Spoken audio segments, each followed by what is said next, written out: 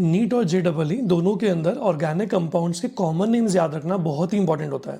जैसे ये आपको स्ट्रक्चर दिया हुआ है, आपको इसका कॉमन नेम बताना है। ठीक है, 4 ऑप्शंस दिए हुए हैं। Timer starts now.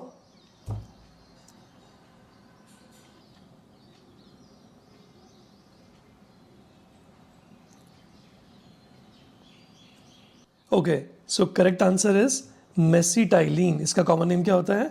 मेसिटाइलिन। ये आपको याद रहना चाहिए। ठीक है, कमेंट्स में आपको ये बताना है कि टोल्यूइन का, स्टायरीन का और ऑर्थोक्रिसॉल का क्या स्ट्रक्चर होगा। कई बार तो आपसे क्वेश्चन के अंदर डायरेक्टली पूछ लिया जाएगा कि इस कंपाउंड का कॉमन नेम क्या है, और कई बार इनडायरेक्टली पूछा जाता है। देखो कैसे, आपसे ये पूछ लिया जाएगा कि बताओ अनिलीन के अंदर सिग्मा बॉन्ड्स कितना है, तो आपको अनिलीन का स्ट्रक्चर पता होना चाहिए ना। या कई बार ऐसा होगा कि कोई सीरीज ऑफ रिएक्शंस चल रही हैं, उसके अंदर बोल दिया गया कि देखो क्रिसॉल इससे रिएक्ट करता है, फिर जो बना प्रोडक्ट वो उससे रिएक्ट करेगा, बताओ फाइनल प्रोडक्ट क्या बना। तो मान लो आपको सीरीज के बाकी सारे के सारे रिएक्शंस आते हैं, लेकिन सिर्फ आपको वो कॉमन नेम नहीं पता है कि भैया उसका स्ट्रक्चर क्या होगा, तो आप उस पूरे क्वेश्चन को सॉल्व ही नहीं कर पाओगे।